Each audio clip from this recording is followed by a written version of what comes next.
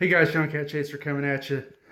Hey, tonight I went to a gun shop and got to handle the all new, almighty Generation 5 Glock. Oh my god. Yeah, I got to handle it for my first time. You know what? I'm going to probably sound like the rest of the YouTube community on this. It feels like a Glock. Uh, to be honest with you, I don't I don't think it's a big improvement over the generation 4. This is unloaded. Everything's unloaded. Uh, this is my generation 4 Glock 19. I have well over 1,000 rounds through this pistol. I can count on 7 fingers the amount of functions I've had with this thing, and I don't know. It's been fairly reliable, pretty good pistol. I did change the sights. I like it that they kind of look like factory Glock sights. I don't like those big ass, long, gnarly looking True Glow sights that take up about an inch of your slide and all that stuff. I don't like that. I like the small, compact. It's got a ledge there you can rack it off your belt loop or whatever you wanted to do. But yeah, pretty nice. I liked it. I was looking at the Gen 5 and I felt it, and it didn't have the finger grooves. And to me, I'm no gun reviewer by no means. I'm no 1776 or Big Johnson or KS Gun Guy. I'm a big fan of those guys, but I am not a gun reviewer like those guys are. But I picked up the pistol tonight, and I thought it was a Glock 19. Everybody's talking about the little lip or little edge that they didn't grind down on the frame, and yeah, I looked at that, and yeah, it's noticeable. You can feel it, but it's not that big a freaking deal. The actual front strap, to me, does not feel grippy enough. I'm not a fan of the wide bottom on the the flared magazine well that they've added into it. I'm not a fan of the big cutout in the front, which is actually, here's my Glock 23. This is a Gen 2, and I think it is actually cut up higher than this one is. So yeah, it's cut up higher, I think. But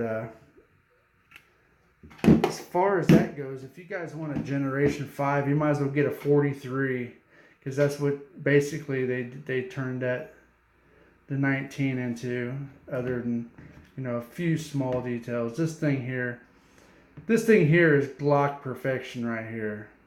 This thing here is the ultimate carry piece. I could give a shit what anybody else says. This thing is light, compact, accurate. It's a freaking all-around get-her-done gun, boys. I'm telling you. I don't know what the hell kind of sights I got on there, but yeah. Glock 43. That's the probably one of the best handguns out there. Single stack. Now, if he's gonna go double stack, I'd say the Taurus PT 111 Millennium G2 probably. That gun's hard to beat. It really is. It's the same exact size as this, physical size, double stacked magazine, 12+1. You can't beat that, and for the price point, it's untouchable by any manufacturer. So that's my story. I'm sticking to it. There's been many people say the same thing. But if you're looking at the Glock, I think you're probably going to be disappointed. because I don't give a shit if it's got the, the near diamond-like finish on the slide, or it's got another hole so you can rip out your magazine.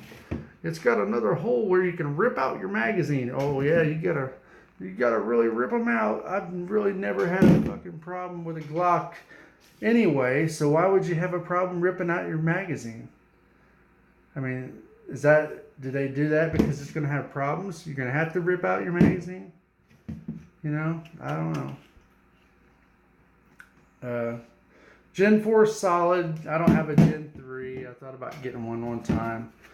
Gen 2, this is basically what you get, man. Like they went back in time to the Generation 2. And I'm telling you guys, without those finger grips on there, and I know some of you guys say, oh, my hands are big and it's uncomfortable. Well, I guarantee you one thing, there's not enough grip on that Gen 5, in my opinion, to say that, and that's what this 40 cal here, this thing is slippery because of the grooving. It's not a very aggressive grooving pattern on the stippling. We'll call it stippling. That's what they call it nowadays. But it's just not that great. You'd have to have 1776 Robust, one of his that Vickers Tactical, with the RTF finish or something. But that's what it needs on it, because it's still slippery. It's slippery. But yep, I don't know, guys. So yep, if you want the ultimate pistol, don't fuck around and get a 19. Get the fucking 43 and be done. This it's a nice ass pistol. It shoots very, very well. And very, very concealable. Very thin. Very, very nice. So that's it. That's my opinion. Don't mean shit. But for them to say, that NDLC, is that, I think they call that diamond-like coating or something. I don't know. And then the ambidextrous slide stop. Who gives a rat's ass unless you're left-handed?